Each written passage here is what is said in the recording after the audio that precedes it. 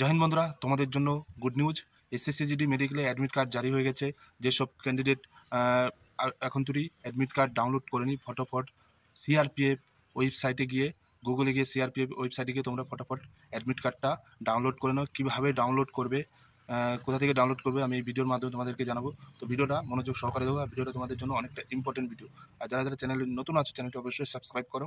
চলো কীভাবে ডাউনলোড করবে।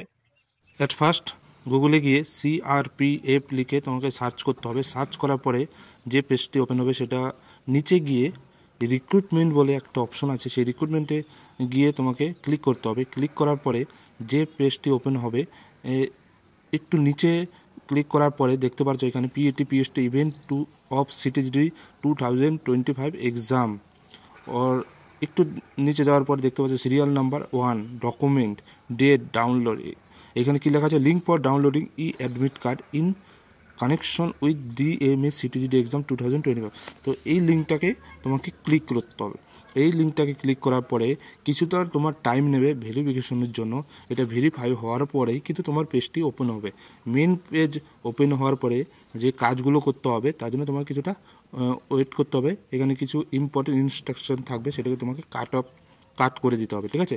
তারপর নিচে দেখতে পাচ্ছ status download admit card for DME of constable in centre arm police force SSF rifleman in Assam rifles and help from 12/11 2025 to 4/12 2025। মতলব তোমার যে মেডিকেলটা স্টার্ট হতে চলেছে সেটা হচ্ছে 12/11 2025 থেকে, 12 নভেম্বর থেকে।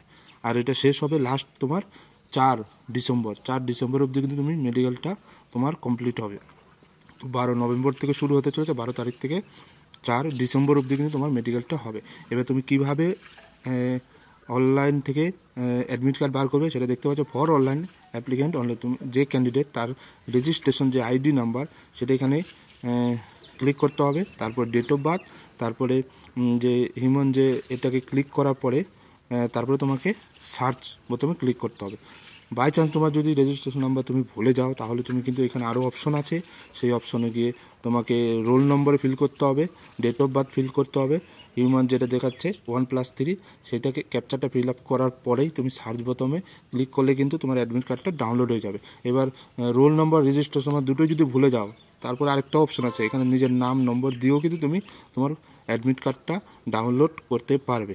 ওকে, তো যেসব ক্যান্ডিডেট এখন তুই অ্যাডমিট কার্ড ডাউনলোড করেনি, ফটাফট সিআরপিএফ অফিসিয়াল ওয়েবসাইটে গিয়ে অ্যাডমিট কার্ডটা ডাউনলোড করো। আর সামনে তোমাদের মেডিকেল, নিজেদের সেইভাবে প্রিপারেশন করো। এখন এদিক ওদিক ঘোরার কোনো প্রয়োজন নেই, বডিটাকে সবসময় ফিট রাখার চেষ্টা করো।